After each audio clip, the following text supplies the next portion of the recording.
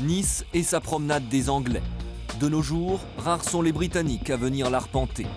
La nuit, la célèbre promenade est devenue un lieu où défilent surtout des automobilistes en quête de sexe. Il faut dire qu'en quelques années, les trottoirs ont été envahis par des cohortes de jeunes femmes qui s'y prostituent. Elles viennent des pays de l'Est, il y a là des Russes, des Tchèques, des Bulgares.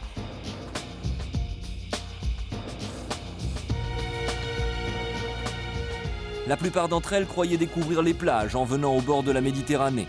Elles ne s'attendaient pas à se retrouver sur le bitume et à devoir faire des passes à la chaîne. Deux garçons qui parlent bulgare et qui ont menacé les filles qui se trouvent ici avec une arme. Ceux qui les ont amenés n'annoncent pas la couleur et ceux qui les font travailler ici ne donnent pas d'explication. Ils frappent. Les proxénètes des pays de l'Est sont les pires, les plus sauvages, les plus inhumains. Et les prostituées qui travaillaient sur la Côte d'Azur avant leur arrivée n'ont jamais vu une pareille violence. Ça va? Non, ça va pas. T'as pas l'air d'avoir le moral. J'ai pas le moral. On travaille pas tranquillement. On travaille pas tranquillement. C'est dangereux. La mafia? La mafia, oui, j'ai jamais vu. Pourtant j'ai grandi à Pic à les bois de Boulogne. J'ai jamais vu la mafia comme ici à Nice. Ils sont dangereux, ils sont armés? Oui, ils sont armés, monsieur.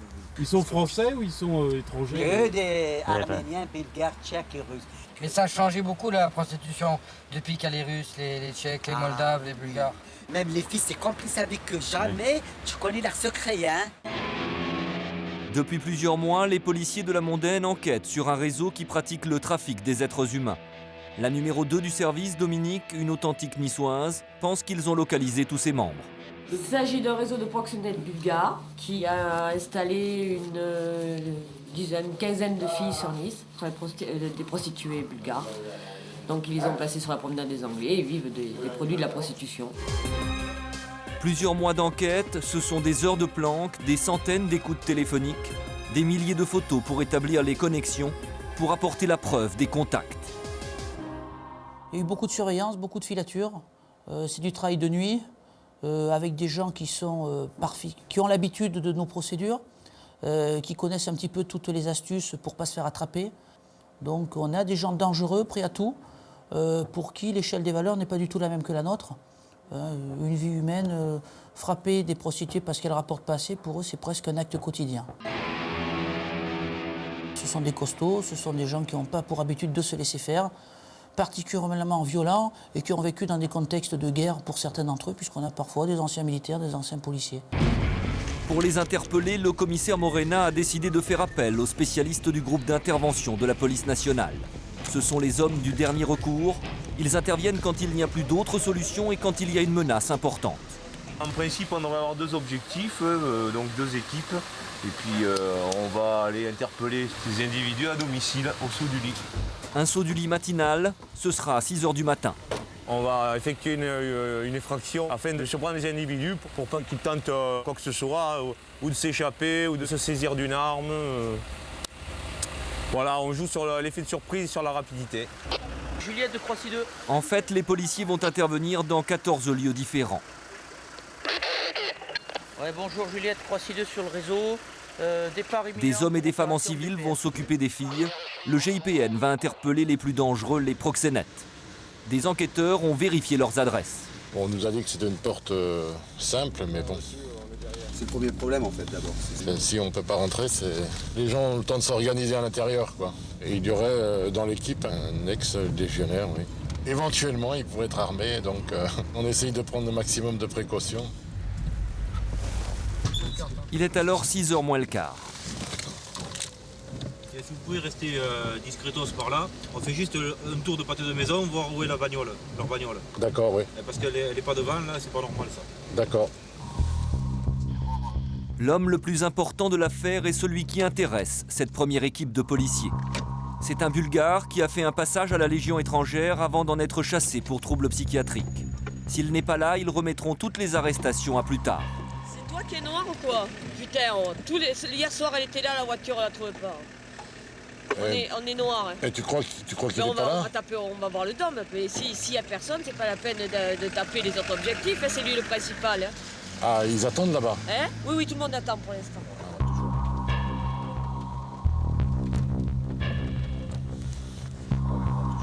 Finalement, l'un des officiers de police trouve la voiture du proxénète.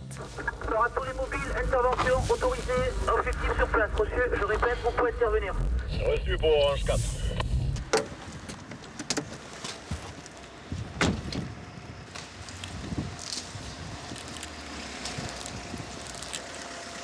Bon, tout le monde est là? Allez. Dans 40 secondes exactement, ce sera leur H. Où elle est Alice? Elle est là, elle est là. Allez, viens, viens Alice.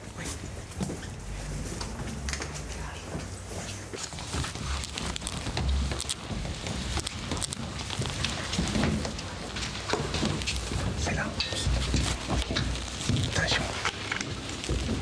Qu'est-ce que tu veux, démon? Lumière. Attention. Éclair, éclair, éclair. Éclair, éclair, je vois pas. Attention. Allez, go! Go, go, go, go, go, go!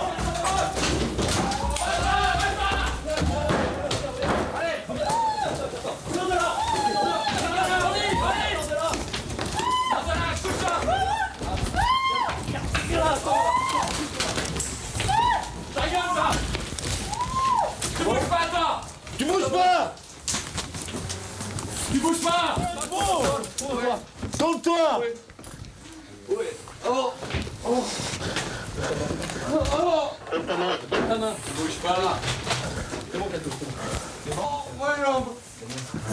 Vous avez un individu. C'est grand derrière, Un couple. Messieurs, dames, bonjour. C'est les services de police.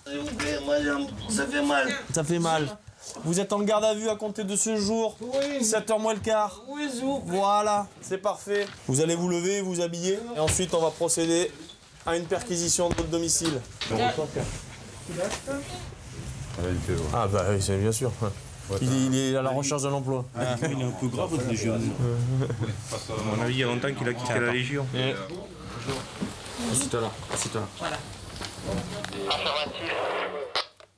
Tu fais monter les gars pour nous relever? Ok, j'arrive là. Oui, bien reçu. Au même moment, dans un autre immeuble du centre de Nice, peu avant 6 h du matin. En fait, quelques numéros plus loin, dans la même rue, ici se trouvent les deux autres proxénètes.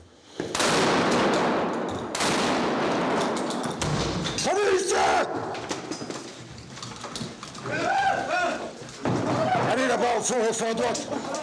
Police, allez, on menotte. On menotte, les gars, menottage. Menotte. Allez, menottage.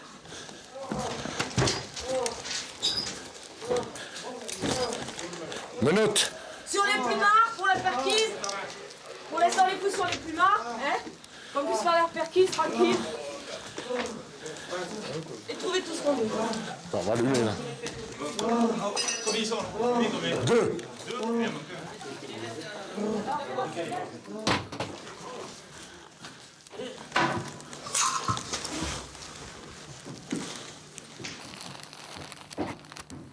Quand est-ce que tu es arrivé? Tu parles français?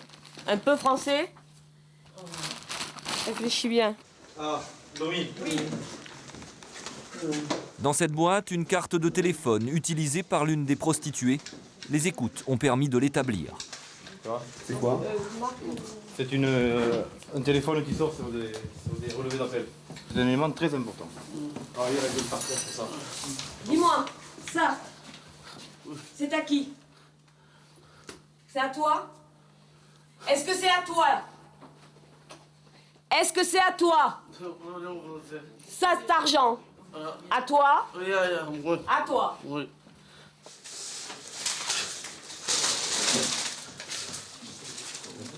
Sur la table de nuit, une paire de menottes. Ça, c'est à toi? Non. À qui c'est ça? Ça, ce sont des menottes. Hein? Il y a aussi un rasoir. A priori, il ne sert pas seulement à couper de la barbe. Un peu plus loin, un point américain. Ça veut dire qu'il y a un coupe chaud à côté. Ils trouvent aussi des carnets remplis de chiffres. C'est à toi, ça? Non. Non? Oh, surtout pas. Sur ces carnets, il y a toute la comptabilité journalière des prostituées, donc ça permet d'avoir des éléments supplémentaires pour l'enquête.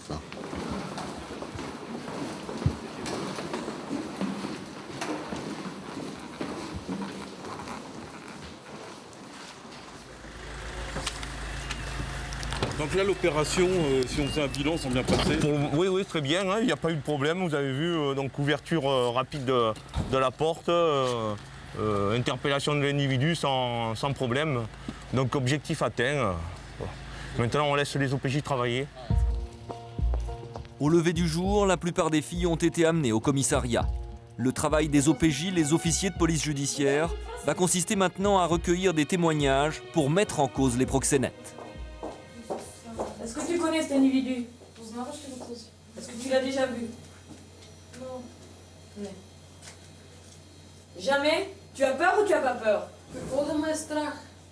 On sait pourquoi tu as peur, parce que en Bulgarie, vous avez toute peur qu'ils se vengent sur les familles.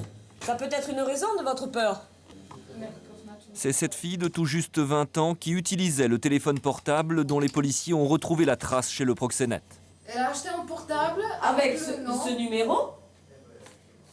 Tu as plus voulu ce portable, tu as jeté la carte SIM à la poubelle. Où c'est qu'ils l'ont récupéré, ça, dans la poubelle?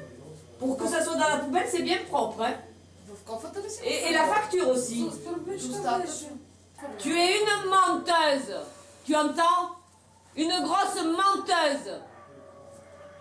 Et les menteuses, on les met en prison. Tu as un téléphone, tu jettes la carte, on le retrouve chez Proxénète. Comme par hasard. Eh bien, on va mettre tous les mensonges noir sur blanc, comme ça le juge, il sera content. Et dis-moi, regarde-moi en face. Je te remercie pour la dernière fois. Hein, l'autre fois, quand tu étais violée, t'étais bien content de me trouver. Hein? Et aujourd'hui, tu me regardes en face et tu me dis des mensonges. Quand vous avez besoin des policiers, vous venez les chercher. Quand vous n'en avez plus besoin, vous mentez. Sur la loi du silence, on se dit. Oui, tout à fait. Très dur d'avoir des confessions de la part des prostituées.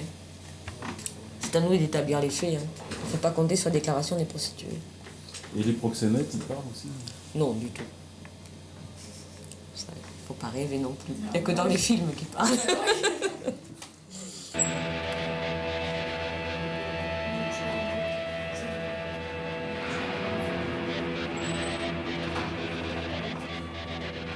On nous a dit qu'il y avait des proxénètes bulgares qui venaient de Hollande avec des filles, d'accord? Et donc on a des éléments qui nous font penser qu'il est proxénète. Sa compagne, il ne faut pas qu'il s'inquiète. Il sait que c'est une prostituée. Donc on lui montrera tout ce qu'on a sur lui, il y en a beaucoup. Les proxénètes n'ont pas parlé, aucune des filles ne s'est confiée, aucune n'a osé porter plainte pour les coups et pour les blessures. Les proxénètes risquent 20 ans de prison. Les hommes du GIPN passent leur journée à s'entraîner. Progression. Toutes les situations auxquelles ils peuvent être confrontés sont littéralement disséquées. Chaque rôle parfaitement détaillé. Vous savez, actuellement, on rencontre des gens armés de tout calibre, des armes de guerre qui circulent en ville. Hein, donc il faut se préparer des fois à affronter des gens qui sont peut-être pas mieux armés que nous, mais aussi bien, quoi.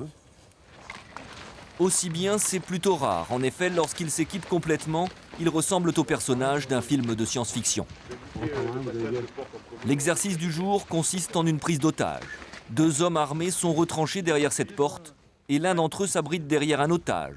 L'otage est l'homme en couleur. Vous allez avoir un tir donc, de sniper et le tir sera le top intervention. Donc contact entre tous et confiance au tireur.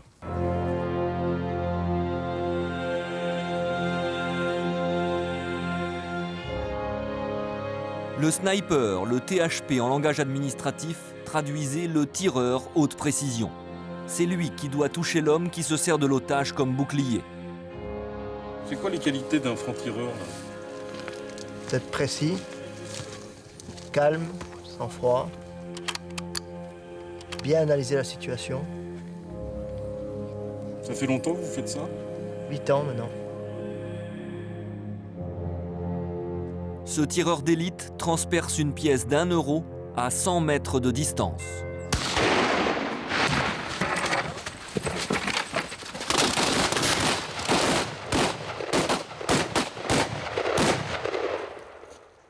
Top! Fin d'exercice.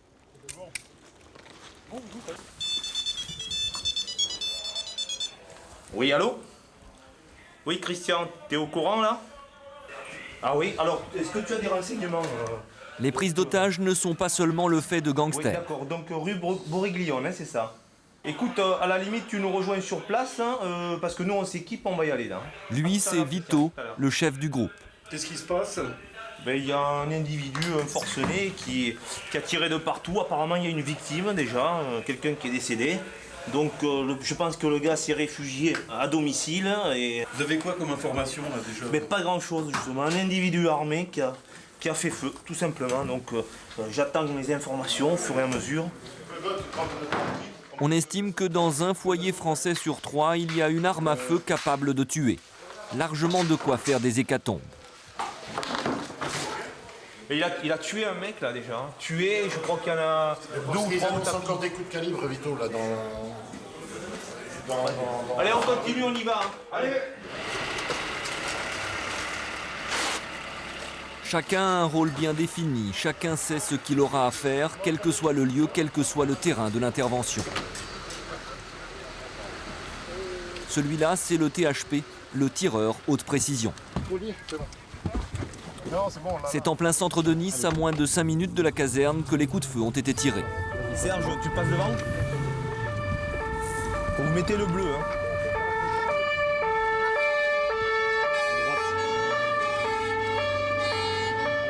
Pas trop vite quand même. Les pompiers ont été prévenus les premiers, ils sont déjà sur place. En fait, le GIPN est appelé en dernier recours, quand on ne sait plus trop comment faire.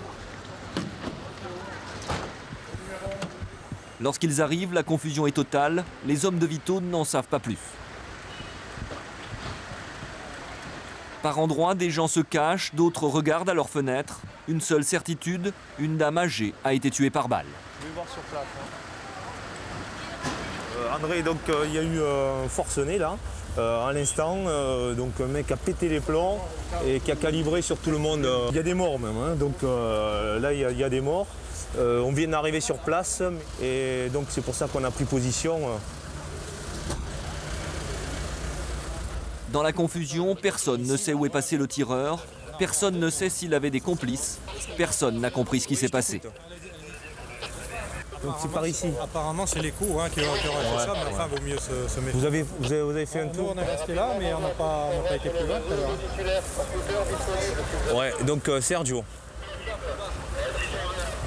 Donc d'après ce qu'on a entendu, il y aurait peut-être un gars qui serait parti par là.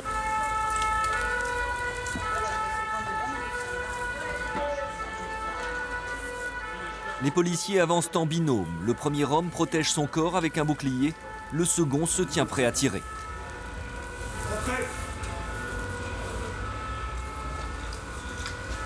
Au sein du GIPN, on n'est pas des casse-cous ni des individus à prendre des risques inconsidérés. Donc, essayez de voir au niveau du portail. Il y a toujours un risque, mais lorsqu'on est appelé, on sait sur quoi on va. Et donc on a l'entraînement pour, on a le matériel pour. Donc le risque est toujours présent, on n'est jamais à l'abri des réactions d'un individu. L'homme qu'il recherche peut se dissimuler n'importe où et peut avoir pris quelqu'un en otage. C'est clair, Christian? Vito, il y a une cage d'escalier là avec une porte ouverte, on l'a fait là, pour de plus ample sécurité, reçu? Ouais, tout à fait. S'il y a une porte ouverte, vous faites une visite de sécurité. Rentrez chez vous. Fermez la fenêtre. La peur est toujours présente sur chaque intervention. Maintenant, cette peur, elle est canalisée différemment en fonction des individus. Mais la peur, elle peut être utile. La peur permet un petit peu de motiver et d'apprécier un petit peu le danger. Une personne qui n'éprouve pas ce sentiment de peur serait très dangereuse pour un groupe. Deux portes à droite. Une porte à droite et une porte à gauche. Ah ben c'est bon, c'était juste la visite. Et puis on leur annonce que dans la cage d'escalier de l'un des immeubles, un homme vient d'être découvert, mort. On va faire une petite visite dans la cage d'escalier quand même, on va monter jusqu'en haut, voir s'il y a quelqu'un, mais attention de ne pas marcher sur les traces de sang. Bouclier, attention aux traces. On va monter là.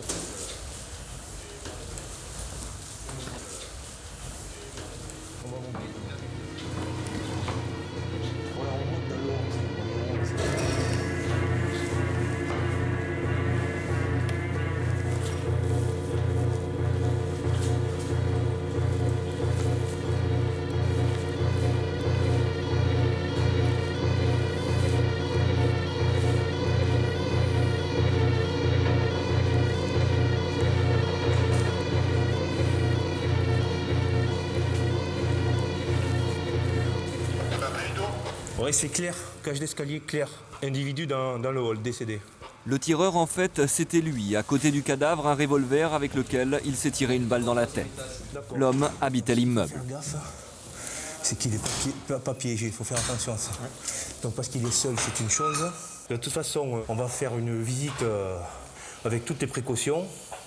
Et sinon, on sera obligé donc de faire une effraction à la porte, mais apparemment c'est une porte renforcée. Attendez, déjà, personne devant le... Personne, on ne sait pas, on ne sait jamais.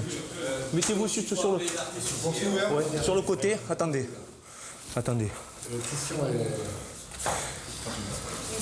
Tout doucement.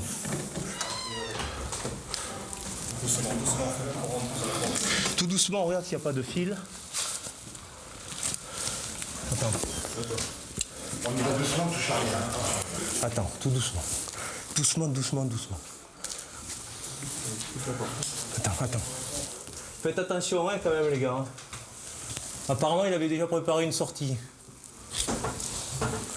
À mon avis il aurait pu se réfugier et donc il avait l'échelle et il a ouvert le toit pour se barrer. Ça c'était un sabre. Hein. Là il y a un coupe-coupe aussi. Et c'est vous qui faites les premières investigations, là, ça peut être dangereux. Il a pu mettre en place des pièges parce qu'apparemment il avait comme intention donc, de se retrancher, hein, puisqu'il avait préparé des armes et une sortie de secours. Non, c'est ça. Et donc il faut faire très attention, hein, il peut piéger l'appartement. C'est ok, cuisine. C'est ok, est-ce que c'est clair?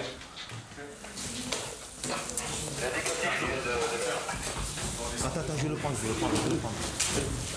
Le tireur était un retraité âgé de 65 ans.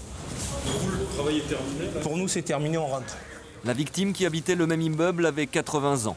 Il s'était querellé pour une histoire de fuite d'eau. Vous auriez pu faire quelque chose là? Peut-être. On aurait fait notre maximum hein, pour éviter que l'individu se suicide. Hein. Si on avait pu le ramener à la raison, c'est notre rôle, hein, c'est notre mission. Il y a actuellement plusieurs centaines de policiers qui sont candidats pour intégrer les 7 groupes d'intervention répartis en France. Ils savent qu'ils ne seront pas mieux payés, qu'ils ne toucheront aucune prime de risque supplémentaire, que les efforts qu'on va leur demander et l'entraînement qu'ils vont suivre seront rudes. Avant de participer aux épreuves de sélection, ceux qui sont tentés par l'aventure sont accueillis par l'un des GIPN, histoire d'avoir une idée de ce à quoi ils doivent s'attendre. Étant donné que cette année, il y a beaucoup de candidats qui postulent pour Nice, parce que vous n'êtes pas les seuls, il y en a d'autres encore. Alors, ce n'est pas un jury ici, hein, loin de là, hein. Au contraire, c'est une petite rencontre informelle. Ça nous permet de se connaître et puis, justement, vous, de rentrer un petit peu au GIP, parce que c'est quand même assez fermé. C'est le but de la rencontre d'aujourd'hui. Allez, top, c'est parti! En fait, chacun des postulants se retrouve face à un membre du groupe.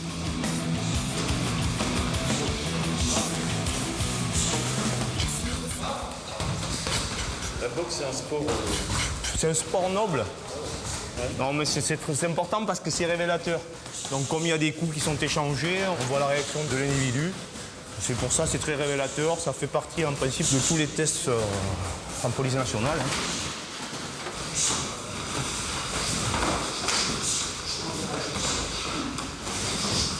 Je ne sais pas s'ils sont admiratifs. En tout cas, ils désirent intégrer le groupe. Donc, je pense que ça doit leur plaire. C'est plus qu'un pour moi, c'est le déroulement logique de ma formation, de mes passions, mes envies. J'ai envie d'intégrer le GIPN. Je vais me donner à 110% et on verra bien. Hein. 2 minutes, ça a fait. Vous arrivez à voir les gens qui ont déjà des qualités? On voit déjà les prédispositions, les gens qui en ont déjà fait, les gens qui ne craignent pas les coups non plus. On observe si les gars s'emportent, s'ils perdent leur sang-froid. Ce n'est pas parce qu'il y a un échange de coups que l'on doit perdre son sang-froid. Loin de là, au contraire. On doit toujours maîtriser, avoir la maîtrise parfaite et totale.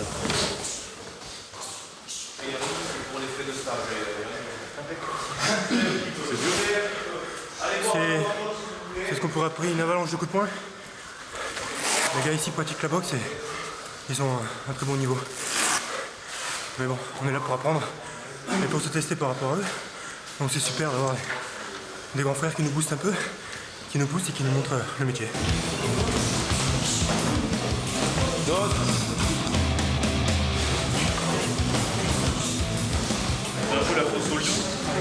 Pour certains, oui, hein, parce qu'ils n'ont pas l'habitude de boxer. Alors recevoir des coups, c'est pas agréable. Hein. Bon. Ouais, j'ai été sonné sur un direct. C'est dur de récupérer après. Tourne, monte les gants, tourne, monte les gants, tourne. Non, c'est un apprentissage. Moi je suis là pour apprendre, pour être formé, voilà, tout simplement.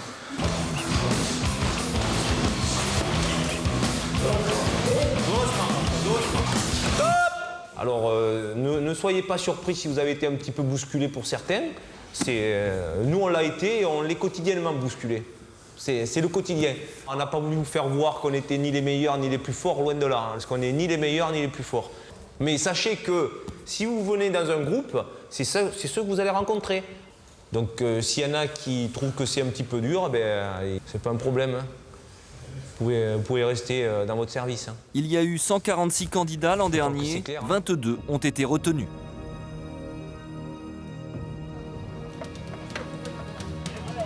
Tout le monde avait entendu dire que ce serait un match à risque. Les responsables du maintien de l'ordre avaient pris leurs précautions. 160 CRS, 80 gardes mobiles, 100 gardiens de la paix, les 40 hommes et femmes de la brigade anticriminalité. Tous ces policiers sont dans le stade et à ses abords pour tenter d'empêcher les violences. Fait exceptionnel, on a même appelé en renfort les 16 hommes du GIPN. Les hostilités ont commencé dès que les quarts des supporters parisiens sont arrivés à Nice. Les hommes du GIPN sont en civil, pour une fois sans cagoule.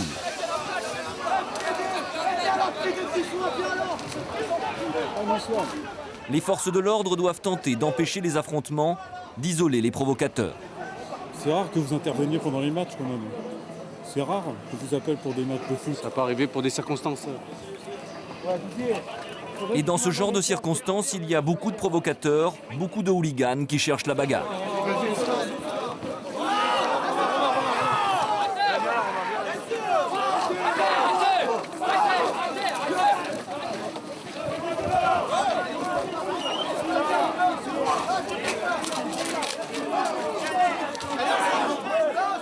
On va avec mon copain. Non, mais il y a un problème. Il y a un problème. 1 heure avant le match, les hostilités prennent une tournure beaucoup plus inquiétante. Une rumeur se répand comme une traînée de poudre. Des supporters auraient été agressés à coups d'armes blanches. D'ailleurs, l'homme évacué dans cette ambulance du SAMU a reçu un coup de couteau. C'est un match à risque ce soir? Eh bien, on a quelques supporters parisiens qui n'ont pas de place, qui se promènent avec des couteaux et qui tailladent tous les Niçois qui viennent. Donc là, c'est plus tout à fait du maintien d'ordre normal. Hein. Les coups de couteau, c'est de l'arme blanche. Si on va vers un objectif, on y va. Ça devient très très dangereux. Mais les Parisiens ne sont visiblement pas les seuls à avoir des couteaux, puisque l'un d'eux, évacué par le SAMU, a été blessé avec une arme blanche.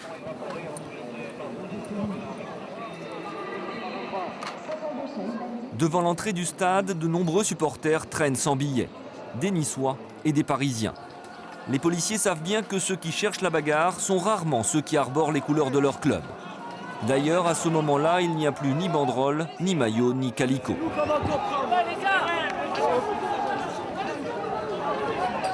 Un policier vient d'apercevoir un excité qui s'acharne sur quelqu'un avec une chaîne. Attention, attention! Allez là, dégage là! Dégage, dégage!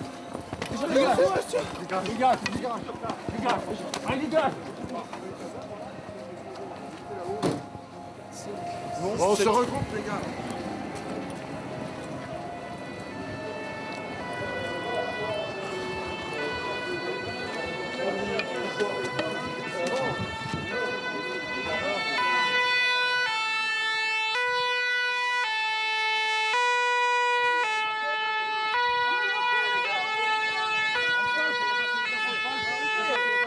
Un peu plus tard, on prévient les policiers, des personnes sans billets tentent de forcer une entrée.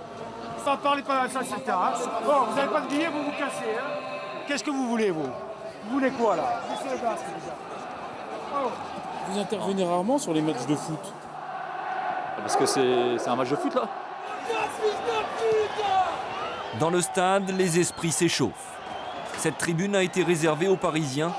Les invectives s'échangent sans compter avec les Niçois. Le match ne semble pas intéresser beaucoup de monde. Il est presque secondaire. Ouais, ça caillasse à partir de la tribune nord. Hein. Ça caillasse fort à partir de la tribune nord. On a des projectiles qui partent de la tribune, des sièges qui partent de la tribune donc modulaire en direction de la tribune nord. Avez-vous reçu?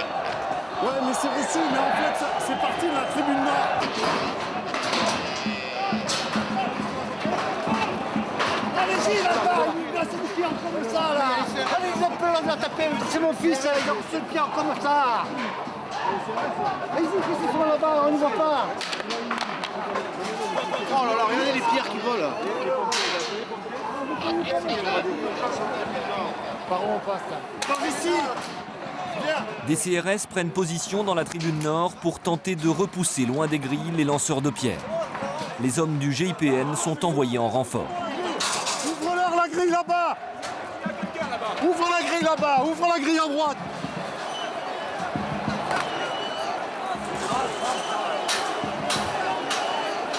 C'est bon.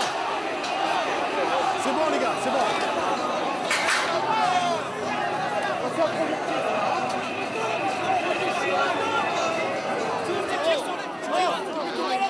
La présence de ces hommes casqués, sans uniforme, semble tout de suite calmer les esprits. Vous n'avez pas compris que c'est pour qu'on ait le terrain suspendu. Vous n'avez pas compris ça?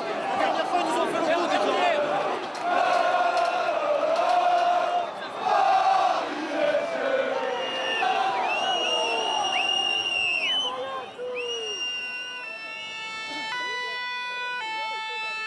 La rencontre se termine sur un score vierge, mais à la fin du match, le bilan est lourd. 10 blessés ont été évacués et 7 personnes interpellées ont été placées en garde à vue. Les hommes du GIPN alternent en permanence phase d'intervention et période d'entraînement. On a un camion EDF qui manœuvre, on va être obligé de stopper le véhicule. L'exercice du jour consiste à assurer la protection d'une personne que le GIPN a pris en charge. Attention devant.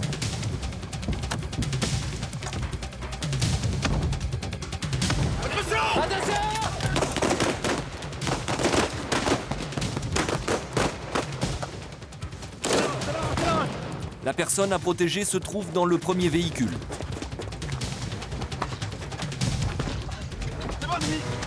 Ce que les hommes en cagoule viennent de répéter pour ne pas perdre les automatismes, c'est la protection d'un prisonnier que ses complices veulent faire évader. Celui que le GIPN va prendre sous sa responsabilité ce jour-là s'appelle Luigi Facchineri. Il est considéré comme le chef de la mafia calabraise, l'un des hommes les plus dangereux d'Italie. Il est détenu à la maison d'arrêt de Grasse. Il a été arrêté en septembre 2002 dans un appartement luxueux de la Croisette à Cannes.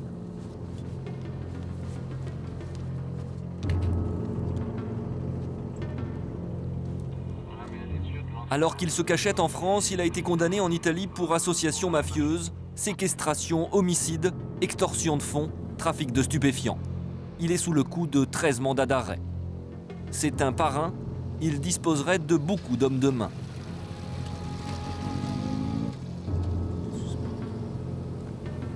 On est vigilant. Par l'intermédiaire de ses avocats, la famille de Luigi Facchineri sait qu'aujourd'hui, pendant quelques heures, il va être extrait de sa prison. Pendant quelques heures, il sera donc beaucoup plus facile de le faire évader. Oui, JP, c'est moi. Tu es en place? Nous, on attend le feu vert de l'hélico. D'ici 2-3 minutes, ce sera un départ.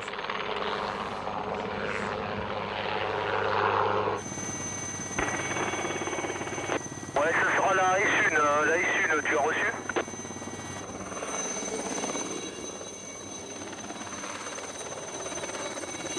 Ouais, c'est OK. Pour la S1... La S1, c'est une première voiture qui va ouvrir la route et s'assurer que tout est clair, comme disent les policiers dans leur jargon. Dans ce monospace qui sort de la prison, il y a Luigi Facchineri, entouré par 4 hommes en cagoule. Un deuxième monospace suit le premier, avec 3 autres hommes à bord.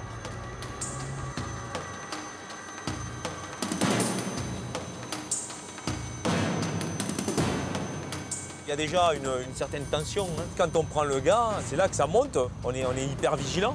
Là, chacun a son rôle et on le fait pleinement. Nous, ce qu'on essaie, c'est de ne pas se faire surprendre, d'anticiper toujours.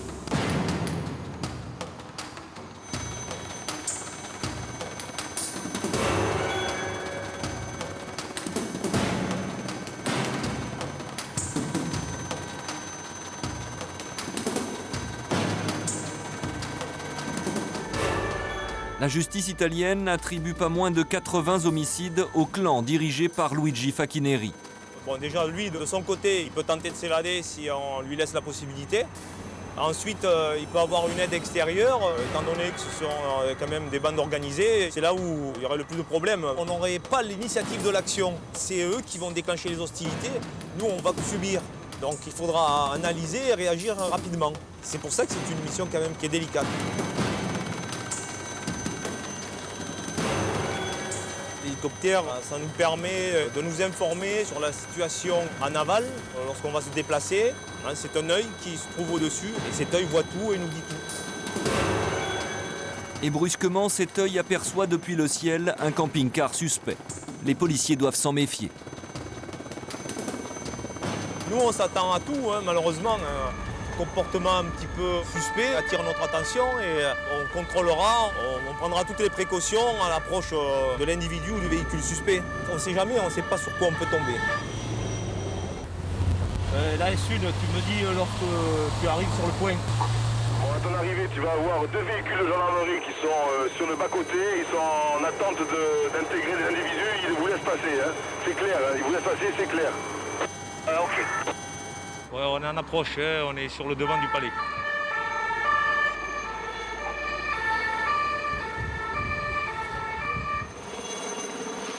D'autres hommes du GIPN attendent devant le palais de justice, mais aussi à l'intérieur.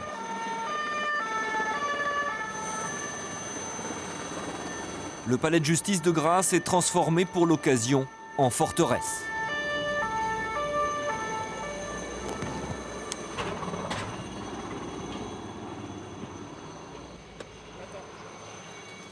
C'est OK?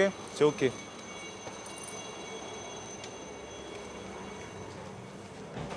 Luigi Facchineri a 36 ans. Il doit être jugé aujourd'hui pour la détention des faux papiers avec lesquels il séjournait en France.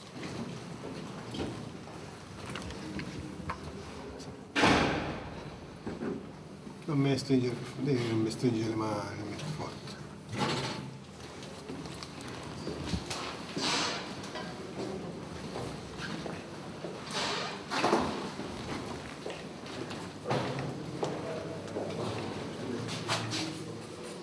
Depuis qu'ils l'ont pris en main, les hommes cagoulés ne lui ont pas dit un mot. Même dans la souricière, il faut être vigilant. Il y a un incessant aller et venu qui peut mettre en danger la sécurité des personnels qui sont ici. Qu'est-ce qui peut arriver, par exemple? Qu'un détenu arrive à prendre une arme d'un de ses geôliers et qu'après, ça se transforme en prise d'otage. Un autre ressortissant italien doit être jugé par le même tribunal pour détention illégale d'armes. Ciao. Ciao. Les 2 hommes sont soupçonnés d'être complices. Le second s'appelle Roberto Peregali. Il a 48 ans et n'aime pas que l'on s'intéresse à lui de trop près.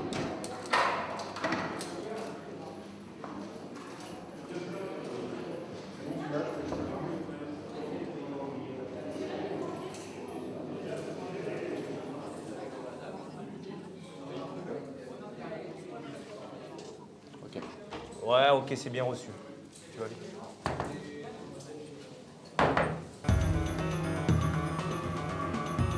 L'audience va commencer dans quelques minutes.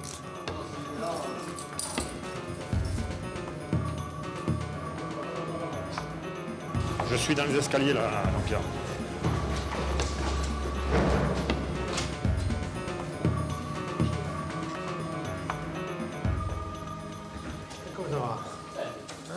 Les 2 mafieux se retrouvent ensemble dans la salle des témoins, à côté de la salle d'audience. Il y a un moment où vous pouvez souffler, vous ne soufflez jamais. Non, là on souffle pas, on n'a pas à souffler là. On soufflera quand il aura réintégré sa cellule.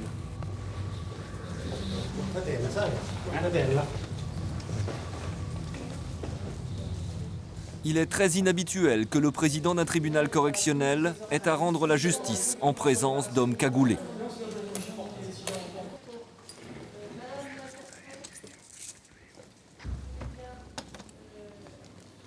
Vous êtes combien d'hommes pour cette mission? Un certain nombre.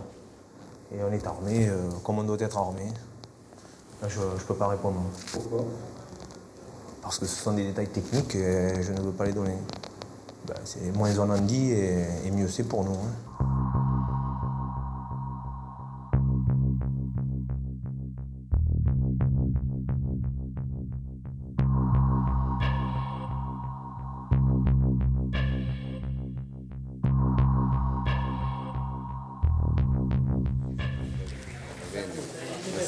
Merci.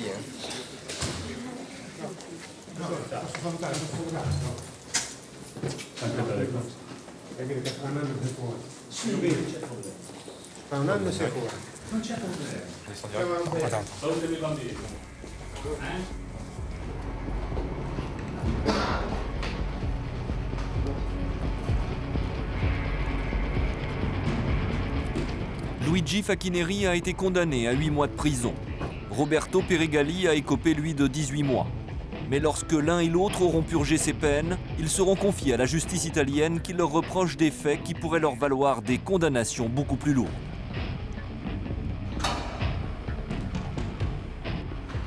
C'est ok, ils sont dedans. Ces hommes sont ceux du GIPN de Nice. 16 hommes parfaitement préparés, pas seulement sur le plan physique. Ils ont été sélectionnés pour leur calme, leur maîtrise, leur capacité à ne pas se laisser submerger par les émotions. Ils doivent souvent intervenir tôt le matin. Ils le font toujours, les traits dissimulés derrière leur cagoule. Elles servent à quoi? Elles restent incognito? Oui, essentiellement. Et puis à procurer un effet de dissuasion, surtout. Ça fait peur?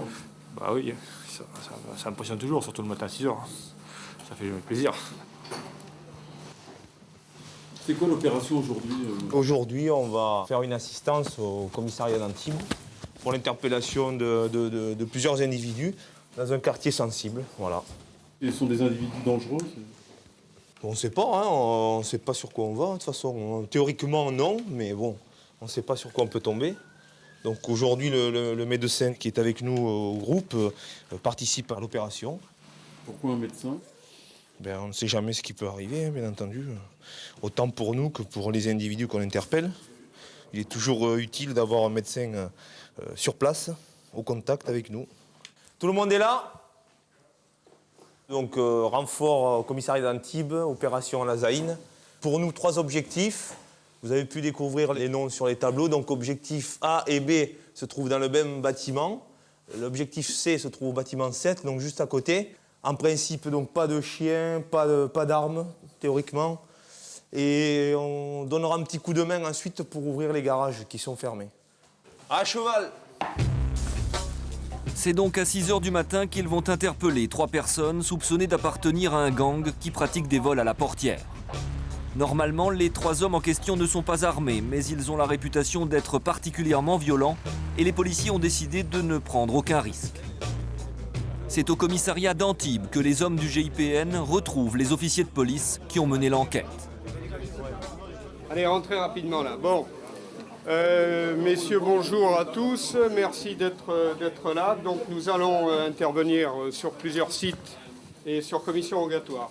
Le thème principal, si vous voulez, ce sont des auteurs de vols portières qui ont été identifiés, qui sont impliqués dans un certain nombre d'affaires.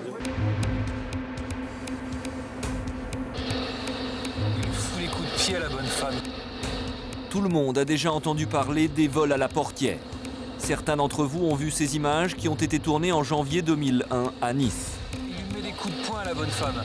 L'agresseur, caché par un casque intégral, essaye de s'emparer du sac de la passagère de cette voiture.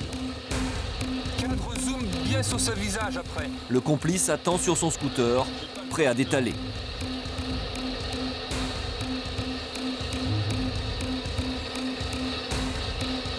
La bonne femme, elle pleure.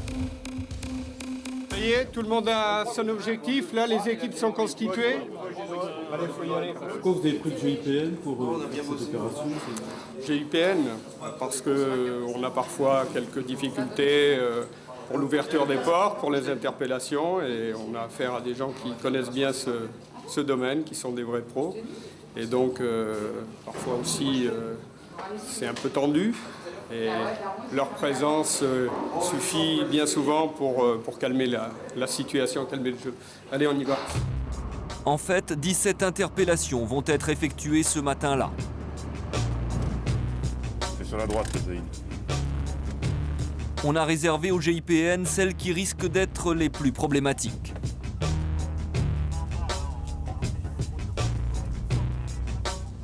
C'est ici.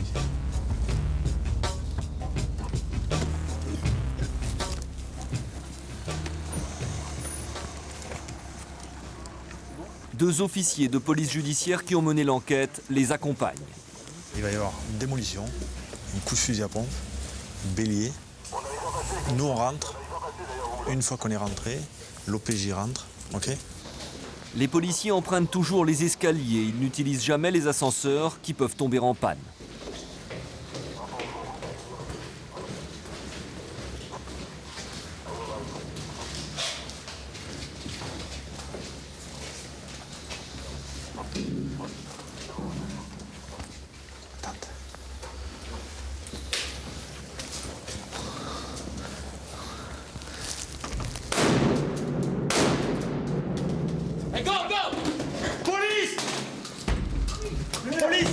Bougez pas, sortez. Il est pas là, il est pas là.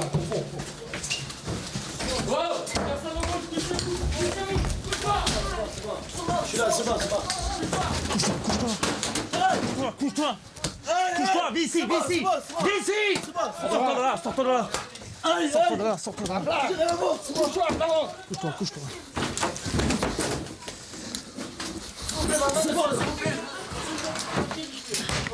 On se calme, tout se passe bien.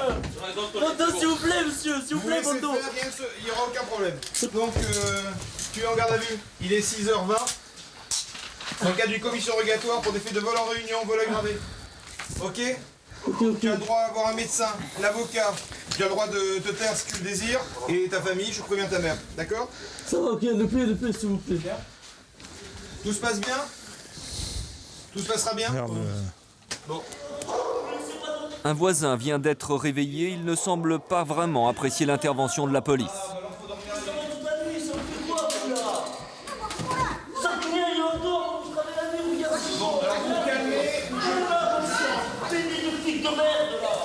C'est des enculés. Allez, rentre chez toi. Sympa? Hein? C'est sympa. Oh, c'est sympa, ouais. Bonjour. Désolé de vous réveiller aussi promptement. Ouais. Donc, votre fils, la garde à vue, c'est 6h20. Je lui ai dit qu'il avait le droit à un médecin. Hein. Et puis, je lui ai dit qu'il avait le droit de se taire. Hein. Il en a l'habitude. Voilà. D'accord? Je vous donnerai mes coordonnées également pour que vous puissiez m'appeler pour avoir des nouvelles. Ah, ben plein de choses, hein, avec, vous savez, avec tous les jeunes, hein, ils se laissent entraîner, ils font des bêtises comme d'habitude. Et donc, plein de choses. Donc là, on va faire une perquisition, en sa présence, sans la vôtre. D'accord? Bon, ça va mieux? Hein? Ça va, mademoiselle? Hein? Faut pas avoir peur comme ça. Cette perquisition est réalisée dans le but de trouver des objets arrachés aux victimes des vols à la portière. C'est ton portable? Des victimes qui n'ont jamais pu donner de signalement précis de leurs agresseurs, toujours casqués et gantés. Donc s'il n'y a rien chez toi, il y a où? Il n'y a rien, je sais pas de quoi vous me parlez. Je sais pas, tu dis, il n'y a rien chez moi. Petit ordinateur portable. C'est toi qui fais de l'informatique? Non, c'est pas un ordinateur portable. C'est quoi? Une valise. Une valise portable. C'est vous, votre frère, qui avait une BMW? Non, c'est moi. C'est vous? Ouais. Bah pourquoi vous me dites que vous avez une 205 alors? Ouais, mais c'est plus la même. Vous l'avez plus? Non. Vous l'avez vendu? Ouais. Ce chômeur de 18 ans avait des problèmes d'argent. Il vient de revendre sa BMW dernier modèle.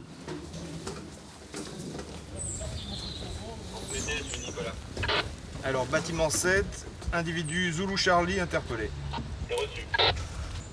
Au même moment, un deuxième groupe d'hommes du GIPN s'apprête à interpeller le deuxième homme recherché pour des vols à la portière. L'ascenseur, les béliers, bélier de bouclier, bélier.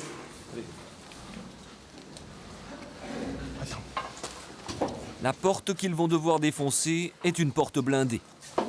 C'est ok. Viens. Les oreilles. Les oreilles. Bouchez-vous les oreilles.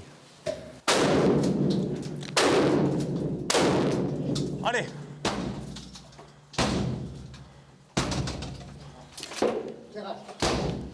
Allez, go.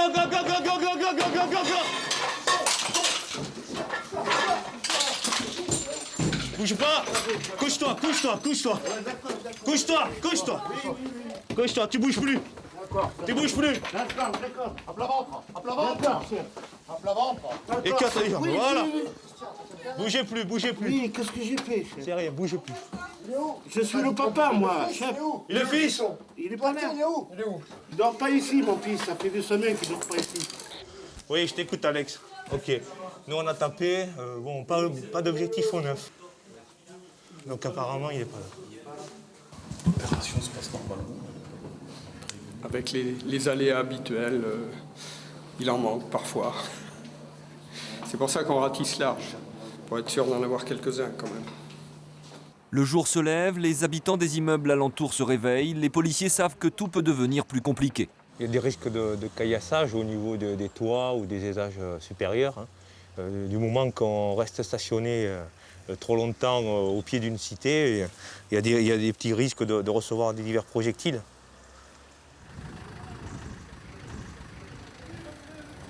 Cette cité sur les hauteurs d'Antibes ne leur réserve jamais un bon accueil. Ils ont l'habitude. Le voisin du premier homme interpellé n'a pas arrêté de les injurier. Il contrôle par principe son identité. Hein, tu nous respectes, hein, t'as compris? Voilà.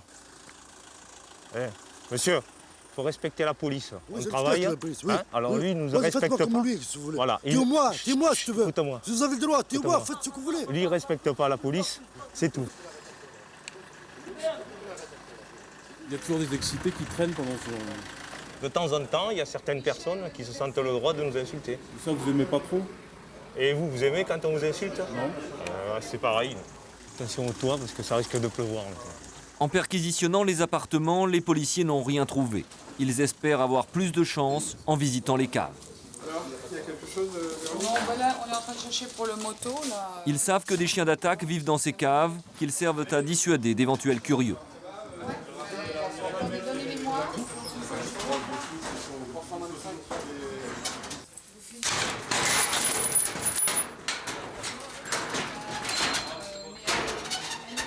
Dès l'ouverture de la première porte, ils comprennent qu'ici, ils trouveront les preuves recherchées. Ils découvrent plusieurs scooters apparemment en bon état, et puis tout un tas d'objets qu'on ne trouve pas habituellement dans les garages. C'est quoi ça? C'est une imprimante? Enfin, c'est des sacs en général de personnes qui malheureusement victimes de vol. Hein. La spécialité dans cette cité, c'est le vol portière. Vol portière, vol à l'arraché, vol à la tire. Hein. Les scooters sont emmenés, ce sont des pièces à conviction, certaines couleurs et des numéros de plaques d'immatriculation correspondent à des descriptions de témoins d'agression ou bien à celles que des caméras ont pu filmer. C'est bon, il tape. Il tape. Oh putain. Il a perdu quelque chose. La plupart des agresseurs arrêtés par les policiers d'Antibes ce jour-là sont des mineurs. Voilà une bonne opération. Ouais, veillez quand même sur les toits qui ne nous canardent pas en partant. Voyez. Quelques semaines plus tard, les policiers du GIPN sont appelés pour maîtriser un forcené. J'ai sorti 2 G36. On a remis les gilets. J'en ai pris 2, moi. T'en as pris 2, ben, mets-en 2 là. Je prends les 2 G36, l'éclairage. Faut prendre des pompes, hein. Les pompes, chez eux, on ne les trouve pas chez les marchands de chaussures, mais plutôt à l'armurerie.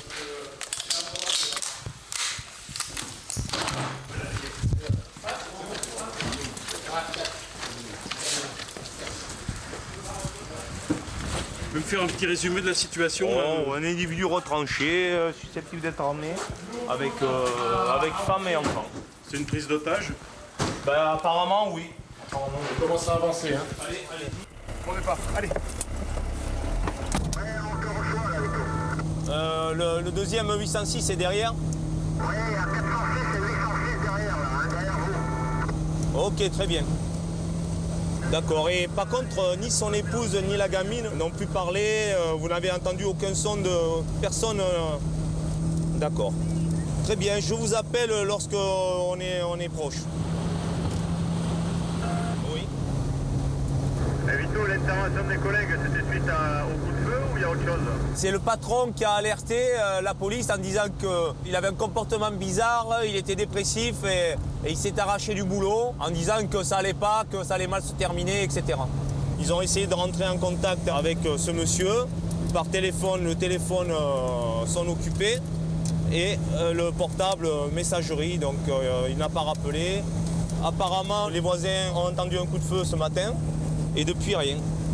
Donc les collègues sont arrivés sur place, ils ont essayé de prendre contact et il est retranché dans la maison. Il est seul, l'individu? Et oui, il est seul avec son épouse et sa fillette de 3-4 ans. Et avec elle non plus, pas de dialogue, oui? Et non, justement, pas de dialogue. Ils entendent ni l'enfant et ni la mère. Ça va pas être beau alors, hein? C'est exactement ce à quoi on pensait. Ah, mais s'il y a eu qu'un coup de feu... Ouais, mais il y a d'autres moyens. À l'arme blanche, hein, ou à la strangulation, ou au gaz, ou il y a X solutions. Pour les aider à traverser la ville rapidement, 2 motards leur ouvrent la route. Ça c'est bien, ça. Ben, ouais, voilà. Il peut y avoir plusieurs possibilités. D'abord, la première, c'est que l'individu ne soit plus là. La deuxième, c'est que tout le monde soit mort dans le domicile. La troisième, c'est qu'il est menace de mort et qu'il observe un mutisme total. La quatrième, qu'il peut nous attendre et faire feu sur nous. On ne peut pas savoir quel comportement il va adopter à notre vue lorsque nous allons tenter de rentrer en contact avec lui. Mais on arrive. On bloque la circulation là.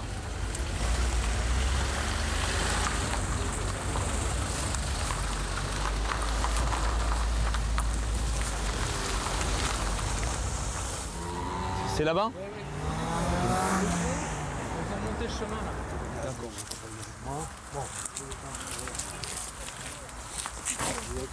Madame Coppola, bonjour. Les policiers déjà présents sur place leur annoncent que la situation est plutôt calme. Tous ses téléphones. Oui. Alors qu'on n'arrivait pas à le joindre. Son employeur nous Oui. a requis au commissariat en disant qu'il avait une attitude complètement hors norme. Ils étaient très inquiets. Ouais, Et d'accord, je ne ouais. pense pas que la situation soit réglée. Non, à mon avis, ça voilà, risque elle est de pas dégénérer réglée. encore. Voilà. Je vais lui parler un petit peu aussi. Hein. Pour tenter de ramener l'homme à la raison, Vito enlève sa cagoule et lui parle calmement. Voilà, je suis le capitaine du GIPN, donc on va vous faire une petite visite avec vous, hein, d'accord? Expliquez-moi un petit peu qu'est-ce qui s'est passé alors ce matin. Il fait des choses, je sais pas, je comprends pas. Et les fusils, vous en avez d'autres fusils? C'est des carabines, Ouais. bêtises. Ils sont cachés, non? Il y a un enfant, il y a... Ouais. Vous pouvez me les faire voir pour voir ce que c'est comme arme, juste comme ça? Faites peur, monsieur. Ah non, regardez. Regardez. Non, regardez, moi je vous fais pas peur. Non, moi je suis le chef, c'est moi sans cagoule. Allez-y, vous me faites voir. Vous savez où c'est? Combien vous en avez de... Vito reste en permanence tout près de cet homme manifestement dépressif et nerveux. Il est prêt à tout moment à le ceinturer. Ouais, ok. Vous me désignez, ah, d'accord, un fusil. Baissez les mains, hein, vous savez, on n'est pas méchants, nous, regardez. J'en ai un fusil là.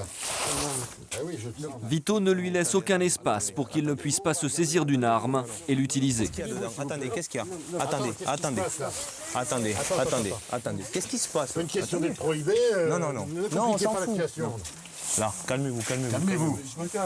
Calmez-vous, monsieur. On va s'en occuper. On va s'en occuper, restez avec nous. Restez avec nous là. Là. Il n'y a pas une question de prohiber ou quoi. Restez, on s'en fout, nous. On s'en fout. Calmez-vous, vous êtes un peu trop énervé là. Calmez-vous. Regardez, nous, on va rien vous faire. Je peux sortir, monsieur? Restez avec moi, voilà. Là, restez avec moi. Voilà. Il n'y a rien. Que du calme. On regarde juste. C'est pour vous. Nous, on fait ça, on va vous dire pour qui? Pour notre sécurité. Parce que... Voilà, c'est pour nous. Voilà, c'est pour nous. Mais il n'y a rien.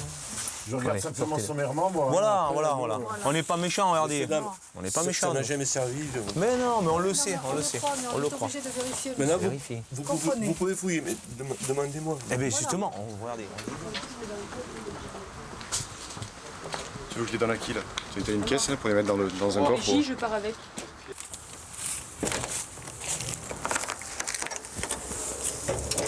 Quelqu'un qui est un peu dépressif. Oui, apparemment, hein, on voit qu'il est en pleine dépression, hein, donc pour éviter qu'il ne fasse n'importe quoi ou pour éviter un drame, on préfère s'assurer qu'il n'y a plus d'armes déjà, plus d'armes à feu.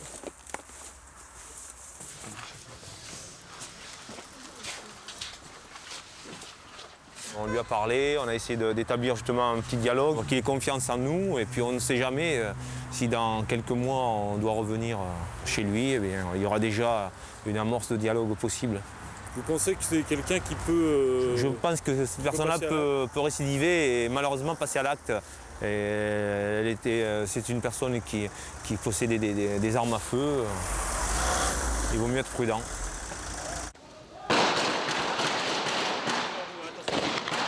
C'était en janvier dernier. Ces rafales sont tirées par un ancien militaire, un forcené qui s'est retranché chez lui à côté de Lille avec tout un arsenal. Il avait blessé 3 policiers lorsque les hommes du GIPN sont arrivés en renfort. En s'approchant de la maison du tireur, l'un des policiers s'effondre. Le forcené vient de le toucher à la jambe. Pendant que les pompiers emmènent le blessé à l'hôpital, ses camarades entreprennent une délicate négociation.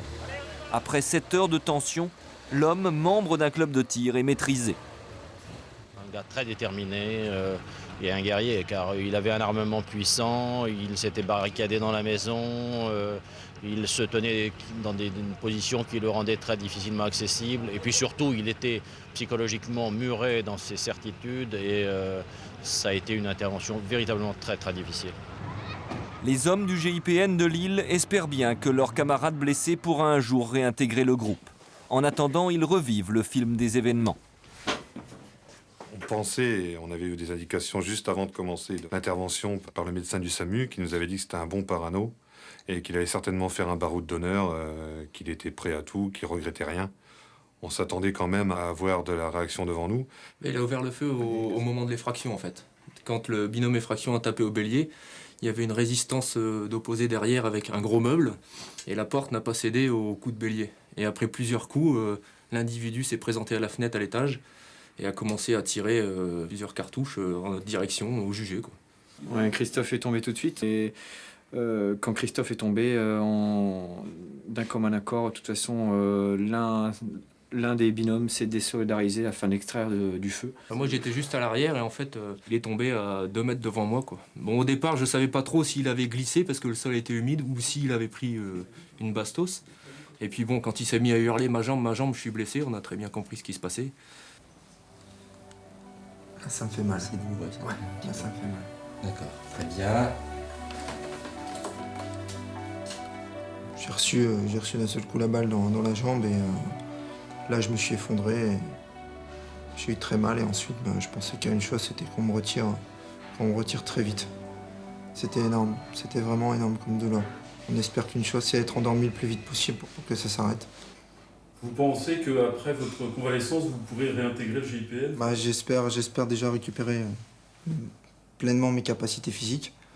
Maintenant, peut-être que je reste un homme. Hein, peut-être qu'au moment de réintégrer, peut-être qu'au moment du premier forcené, il y aura un état de stress post-traumatique qui va se déclarer. Et là, à ce moment-là, je ferai la part des choses. Si je dois me retirer, je me retirerai. Depuis la création du GIPN il y a 30 ans, il n'y a jamais eu mort d'homme en intervention. Par contre, ces 10 dernières années, 12 policiers du GIPN ont été grièvement blessés par balle ou par arme blanche. L'année dernière, le GIPN a pu maîtriser 76 forcenés. Ces interventions ont permis de dénouer des situations délicates et de sauver des vies.